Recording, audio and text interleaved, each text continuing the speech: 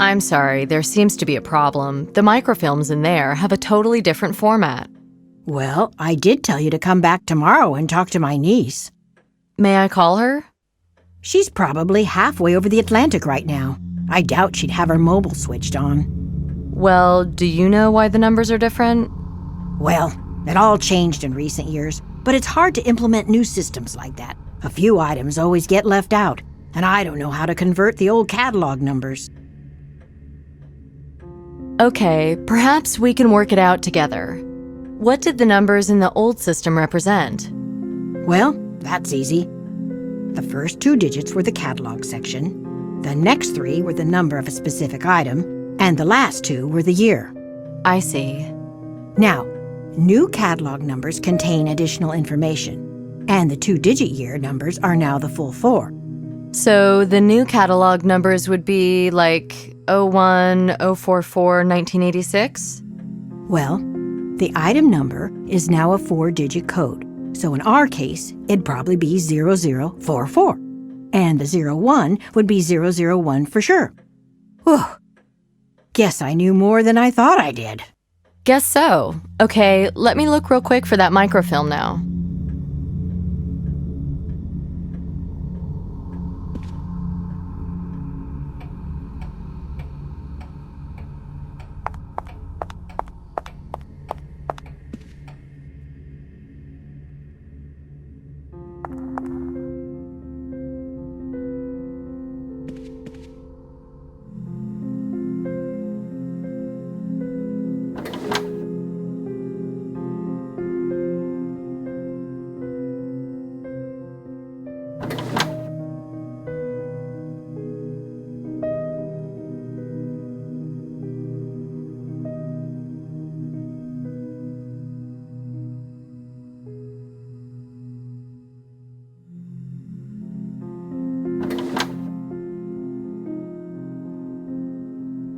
A box. Let's take a look here. It's been hiding in this drawer for far too long. Let's see what secrets it holds.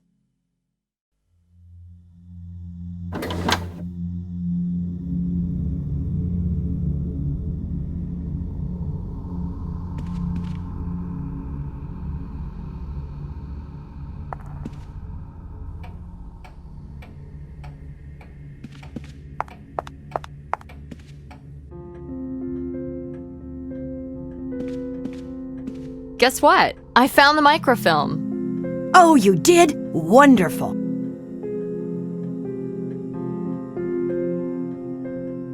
You can pop it in the reader over on the other side of the reading room.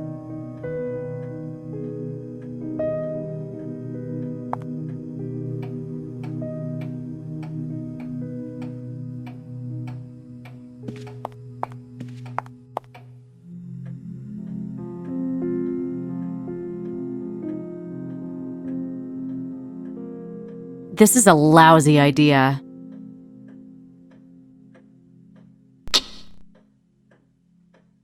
The reel may yet come in handy. This is a lousy idea. I managed to wind the film onto the reel. Okay, here we can look at the microfilm.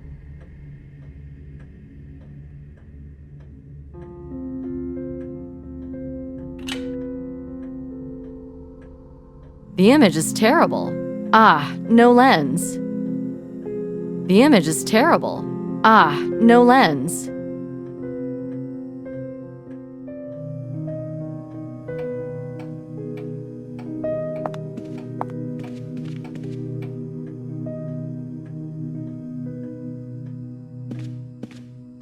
Is that the only machine?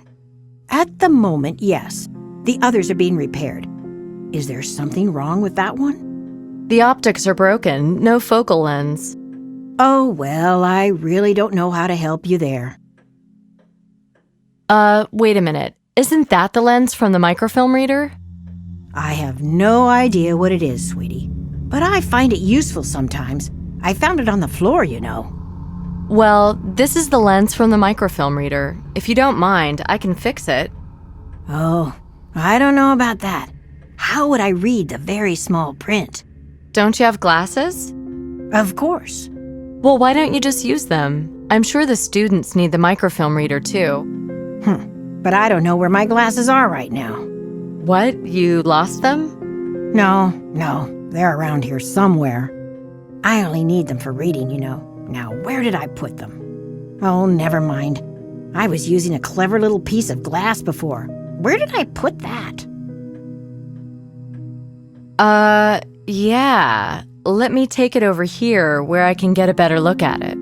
You know, FBI, if you found my glasses, you'd be solving 2 problems in one go.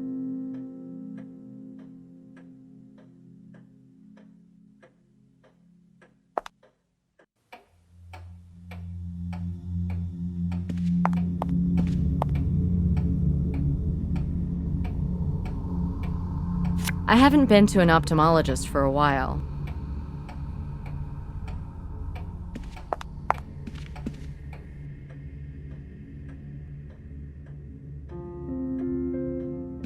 Here you go, ma'am. I found your glasses. Oh, how wonderful. What a clever detective you are. Thank you so much. Look, I know you're in a hurry to get home, but could I ask you for just a moment longer? Oh, no hurry, dear. I feel safer here with you anyway. Thank you. I'll be finished real soon now. Could I have another look at that lens? Yes, of course. Here it is.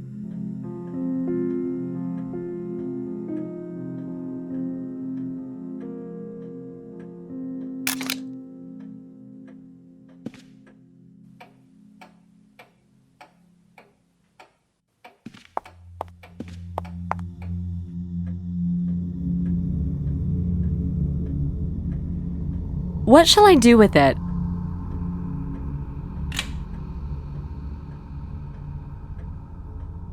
Finally, now the text is clear. NYU students to follow in the footprints of conquistadors, Amazon expedition underway. NYU professor of archaeology Dr. Samuel Dickinson is leading an expedition into the Amazon rainforest. Their itinerary recreates the journeys of the Spanish explorers of the 16th and 17th centuries. While the party's goal is the last of the great Incan treasures, the fabled hoard of Tupac Amaru. Can the professor achieve what the conquistadors did not? Will he find the legendary city of Acacor, treasure vault of an entire empire, the once mighty Incas? The team, who has already left for Peru, consists mostly of NYU students. List of participants in Professor Dickinson's expedition. Samuel Dickinson, professor of pre-Columbian archaeology at NYU, expedition leader. Alice Dickinson, the professor's daughter, student. William Warren, assistant to the professor. Andrew Haig, student, team doctor. Henry Fairbanks, student, technician. Mark Chestham, student. Joel Tatum, student. John Rudolph, student. Alan Branford, student. Noel Roche, student. So all the victims were part of the expedition. Fairbanks, Haig, Chestham, Rudolph, and Tatum. Finally, we got ourselves a fact. There's something here about the aftermath, too. Tragedy in the jungle. Our university community has lost an outstanding colleague and teacher, professor of archaeology, Dr. Samuel Dickinson. His scientific and social achievements are writ large across the history of our university. He was last seen heading a scientific expedition to Peru to find the legendary Incan treasure vaults left behind after the conquistadors' invasion. In the course of the expedition, the professor, his daughter Alice, and fellow student Noel Roche all went missing. Roche's body was found later in the jungle. He had been killed by native Indians. Despite valiant attempts by the other members of the expedition, led by Professor Dickinson's assistant William Warren, Dickinson and his daughter were never found. In the face of the Indian threat and increasingly difficult weather conditions, the remaining party members chose to withdraw. According to Mr. Warren, the chances of finding the professor alive are virtually nil. We believe, though, that the professor and his students will live on in our university's history. Peace in their memory. Warren, he's the linchpin of this whole story. It's just him and Branford now. Now, are they both potential victims, or is one of them the murderer? Maybe they're in it together. Or maybe the murderer is someone not on the list. And where's the irrefutable proof that Hakiero killed Fairbanks? Are there two murderers at work here? Anyway, let's copy the list of participants. Maybe I can get out of here finally.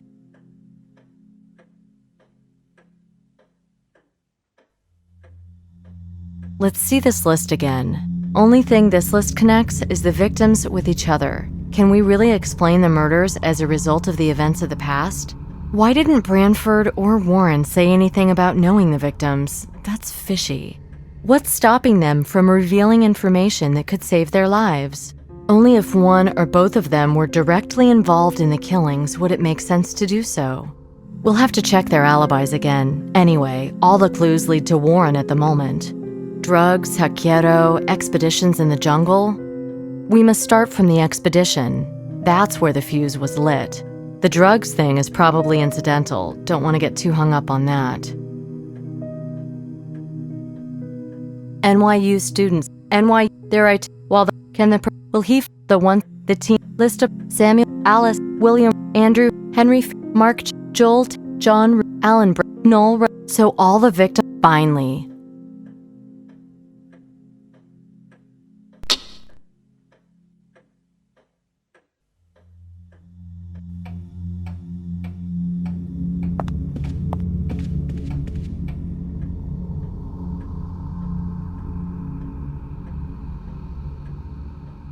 Thank you very much, ma'am. I've got everything I need now. May I go home then? Certainly, but if you'll just bear with me a second.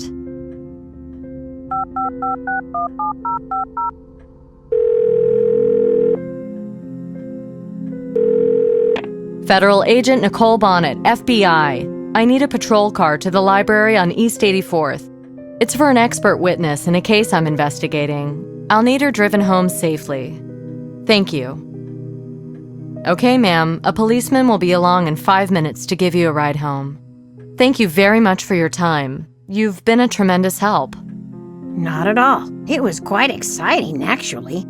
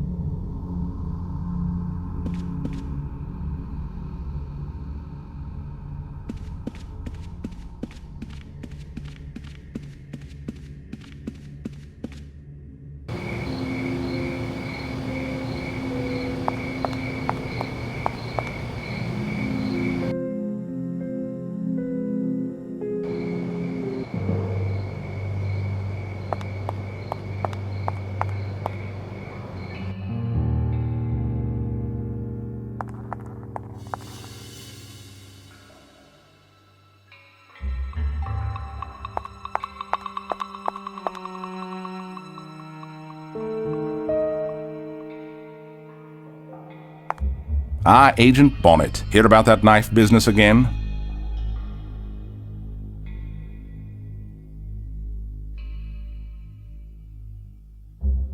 It's getting a bit old now, don't you think? Why didn't you say anything about the expedition? They were tragic events, best forgotten. We'll start remembering because my serial killer is tied into them somehow. Really? What an idea. Yes, I also think that you hindered the investigation by withholding important information. Well now, I can see you're here on business. I'm always here on business. Don't you know the victims are all on a list? Well, it's possible, I suppose. It's possible, but you and Branford could be on that list. Aren't you afraid? What good would fear do? Understand, I settled up with my conscience long ago. When? When Fairbanks was killed? Or only after Tatum was? You think it's so easy? And you, little girl, hiding behind an FBI badge. Do you think about all the people slaughtered somewhere in the cold and dark without your knowing? Yes, and I hate it. I wake up mornings thinking that today someone else will die, and I can't stop it. Now it's even worse. I know who's gonna die. Not all of them will. Yeah? Juan Alvarado, an archaeologist living in Cusco. He didn't join us until Peru. Juan Alvarado? You keep in touch with him? Not really.